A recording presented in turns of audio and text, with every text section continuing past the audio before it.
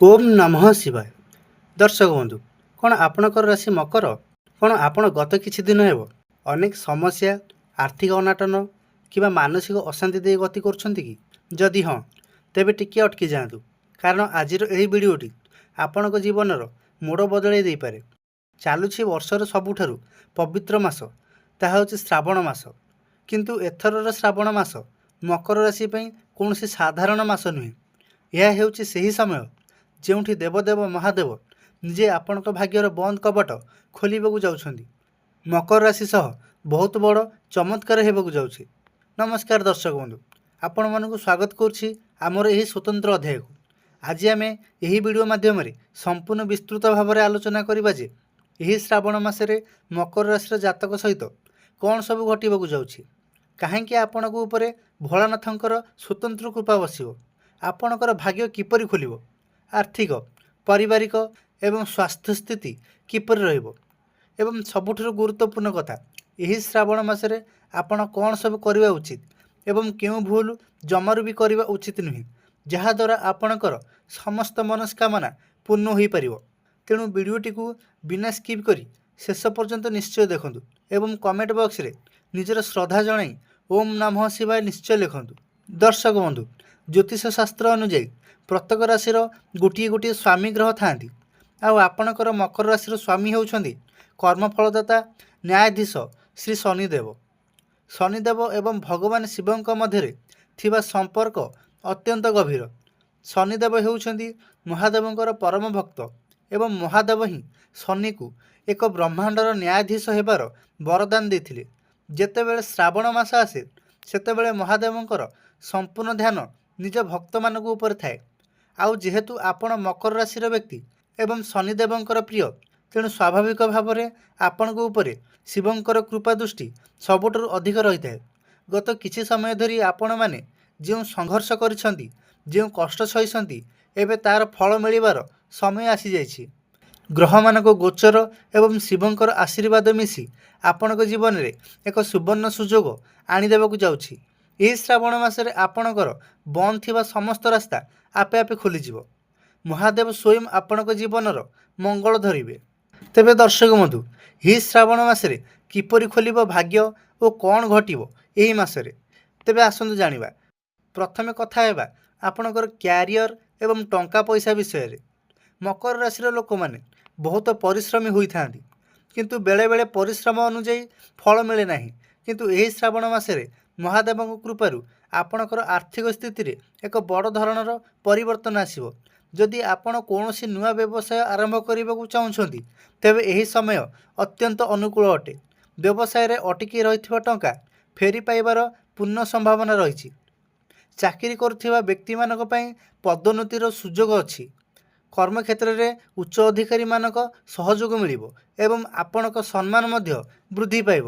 ଯେଉଁ ଯୁବକ ଯୁବତୀମାନେ ଚାକିରି ଅନ୍ୱେଷଣରେ ଅଛନ୍ତି କିମ୍ବା ସରକାରୀ ଚାକିରି ପାଇବା ପାଇଁ ପ୍ରସ୍ତୁତ କରୁଛନ୍ତି, ସେମାନଙ୍କୁ କୌଣସି ଶୁଭ ଖବର ନିଶ୍ଚୟ ମିଳିବ।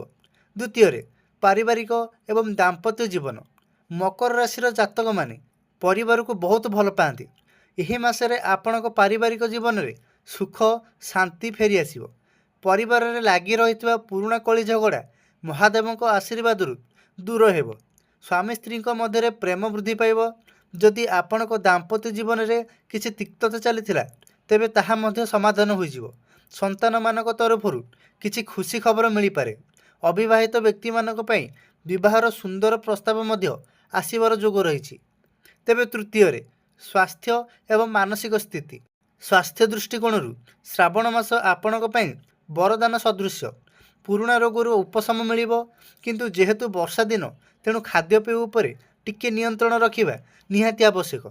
ମାନସିକ ସ୍ତରରେ ଆପଣ ବହୁତ ଶାନ୍ତି ଅନୁଭବ କରିବେ। ଆପଣଙ୍କ ମନରେ ସକାରାତ୍ମକ ଚିନ୍ତାଧାରା ଆସିବ, ଯାହା ଆପଣଙ୍କୁ ନୂଆ କାର୍ଯ୍ୟ କରିବା ପାଇଁ ଉତ୍ସାହିତ କରିବ। ତେବେ ଦର୍ଶକ ବନ୍ଧୁ, ଆସନ୍ତୁ ଏବେ ଜାଣିବା ଏହି ଶ୍ରାବଣ ମାସରେ ମକର ରାଶିର ବ୍ୟକ୍ତିମାନେ କ'ଣ କରିବା ଉଚିତ।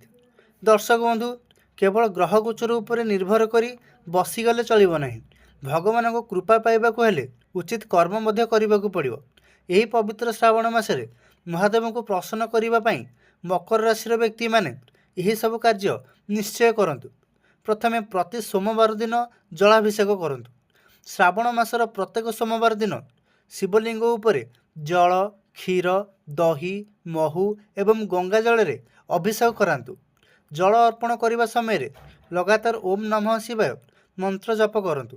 ଦ୍ୱିତୀୟରେ ବେଲପତ୍ର ଏବଂ ଶମୀପତ୍ର ଅର୍ପଣ। ମହାଦେବଙ୍କର ଅତି ପ୍ରିୟ ହେଉଛି ବେଲପତ୍ର। ଏଥିସହିତ ଶନିଦେବଙ୍କ ପ୍ରିୟ ଶମୀପତ୍ର ମଧ୍ୟ ଶିବଲିଙ୍ଗ ଉପରେ ଅର୍ପଣ କରନ୍ତୁ। ଏହାଦ୍ୱାରା ଆପଣଙ୍କ ଉପରେ ଉଭୟ ଶିବ ଏବଂ ଶନିଙ୍କର କୃପା ରହିବ ଏବଂ ଜୀବନର ସବୁ ବାଧାବିଘ୍ନ ଦୂର ହେବ। ତୃତୀୟରେ ମହାମୃତ୍ୟୁଞ୍ଜୟ ମନ୍ତ୍ର ପାଠ। ପ୍ରତିଦିନ ସକାଳେ କିମ୍ବା ସନ୍ଧ୍ୟାରେ ଅତି କମରେ 11 ଥର ମହାମୃତ୍ୟୁଞ୍ଜୟ ମନ୍ତ୍ର ଜପ କରନ୍ତୁ। ଏହା ଆପଣଙ୍କୁ ସମସ୍ତ ପ୍ରକାରର ବିପଦ ଓ ନକାରାତ୍ମକ ଶକ୍ତିରୁ ରକ୍ଷା କରିବ। ଚତୁର୍ଥରେ ଦାନ ଧର୍ମ। ମକର ରାଶିର ଲୋକମାନେ ଶ୍ରାବଣ ମାସରେ ଗରିବ ଓ ଅସହାୟ ଲୋକଙ୍କୁ ଖାଦ୍ୟ କିମ୍ବା ବସ୍ତ୍ର ଦାନ କରନ୍ତୁ। ବୁଲା କୁକୁର କିମ୍ବା ଗାଈକୁ ଖାଇବାକୁ ଦିଅନ୍ତୁ। ଏହା ଶନିଦେବଙ୍କୁ ଅତ୍ୟନ୍ତ ପ୍ରସନ୍ନ କରିଥାଏ। ତେବେ ଦର୍ଶକ ବନ୍ଧୁ, ଆସନ୍ତୁ ଏବେ ସେହି ଗୁରୁତ୍ୱପୂର୍ଣ୍ଣ ଖବର ଉପରେ ନଜର ପକାଇବା। ଏହି ଶ୍ରାବଣ ମାସରେ ଆପଣମାନେ କ'ଣ ଜମାରୁ ବି କରିବେ ନାହିଁ। ଯେତିକି ଗୁରୁତ୍ୱପୂର୍ଣ୍ଣ କ'ଣ କରିବେ, ତାଠାରୁ ଅଧିକ ଗୁରୁତ୍ୱପୂର୍ଣ୍ଣ ହେଉଛି କ'ଣ କରିବେ ନାହିଁ। ଭୁଲରେ ମଧ୍ୟ ଏହିସବୁ କାମ କରନ୍ତୁ ନାହିଁ, ନଚେତ୍ ଶିବଙ୍କ କୋପର ଶିକାର ହେବାକୁ ପଡ଼ିପାରେ। ଆମିଷ ଭକ୍ଷଣ ନିଷେଧ। ଶ୍ରାବଣ ମାସ ସମ୍ପୂର୍ଣ୍ଣ ରୂପେ ଏକ ସାତ୍ତ୍ୱିକ ମାସ ଅଟେ। ତେଣୁ ଏହି ପୁରା ମାସରେ ତାମସିକ ଖାଦ୍ୟ ସମ୍ପୂର୍ଣ୍ଣ ବର୍ଜନ କରନ୍ତୁ। ନିଶାଦ୍ରବ୍ୟଠାରୁ ବହୁତ ଦୂରରେ ରୁହନ୍ତୁ।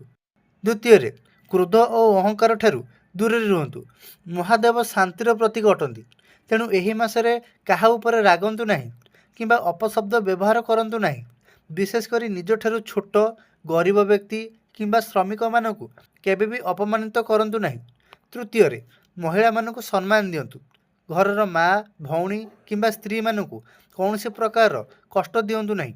ଯେଉଁ ଘରେ ନାରୀର ସମ୍ମାନ ହୁଏ ନାହିଁ, ସେଠାରେ ଦେବତା ବାସ କରନ୍ତି ନାହିଁ। ଚତୁର୍ଥରେ ନକାରାତ୍ମକ ଚିନ୍ତାଧାରା। ମନରେ କୌଣସି ପ୍ରକାରର ଖରାପ ଚିନ୍ତା, ହିଂସା କିମ୍ବା ଅନ୍ୟର କ୍ଷତି କରିବାର ଭାବନା କେବେ ବି ଆଣନ୍ତୁ ନାହିଁ। ତେବେ ଦର୍ଶକ ବନ୍ଧୁ, ଶ୍ରାବଣ ମାସ ହେଉଛି ଆଶା ଏବଂ ବିଶ୍ୱାସର ମାସ।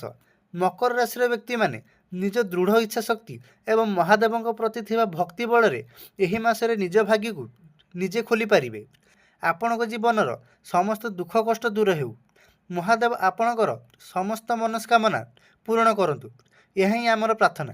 ଆଶା କରୁଛୁ ଆମର ଏହି ସ୍ୱତନ୍ତ୍ର ଉପସ୍ଥାପନା ଆପଣଙ୍କୁ ନିଶ୍ଚୟ ଭଲ ଲାଗିଥିବ। ଯଦି ଆପଣଙ୍କୁ ଆମର ଏହି ପ୍ରୟାସ ପସନ୍ଦ ଆସିଛି, ତେବେ ଦୟାକରି ଭିଡ଼ିଓଟିକୁ ଗୋଟିଏ ଲାଇକ୍ ନିଶ୍ଚୟ କରନ୍ତୁ। ନିଜର ପରିବାର ଏବଂ ସାଙ୍ଗସାଥୀଙ୍କ ସହିତ ଏହାକୁ ସେୟାର ମଧ୍ୟ କରନ୍ତୁ, ଯାହାଫଳରେ ସେମାନେ ମଧ୍ୟ ଏହି ଶୁଭ ସୂଚନାର ଲାଭ ଉଠାଇ ପାରିବେ। ଆମ ଚ୍ୟାନେଲକୁ ଯଦି ଏପର୍ଯ୍ୟନ୍ତ ସବସ୍କ୍ରାଇବ୍ କରିନାହାନ୍ତି, ତେବେ ଏବେ ହିଁ ସବସ୍କ୍ରାଇବ୍ କରି ପାଖରେ ଥିବା ବେଲ୍ ଆଇକନକୁ ଦବାଇ ଦିଅନ୍ତୁ, ଯାହାଦ୍ୱାରା ଆମର ଆଗାମୀ ସମସ୍ତ ଭିଡ଼ିଓର ନୋଟିଫିକେସନ୍ ଆପଣ ସର୍ବପ୍ରଥମେ ପାଇପାରିବେ। କମେଣ୍ଟ ବକ୍ସରେ ନିଜ ମନର ଭକ୍ତି ଢାଳି ଓମ୍ ନମଃ ଶିବାୟ କିମ୍ବା ହର ହର ମହାଦେବ ଲେଖିବାକୁ ଜମାରୁ ବି ଭୁଲିବେ ନାହିଁ। ଭଗବାନ ଭୋଳାନାଥ ଆପଣଙ୍କ ପରିବାରକୁ ସର୍ବଦା ସୁସ୍ଥ ଓ ସୁଖୀ ରଖନ୍ତୁ।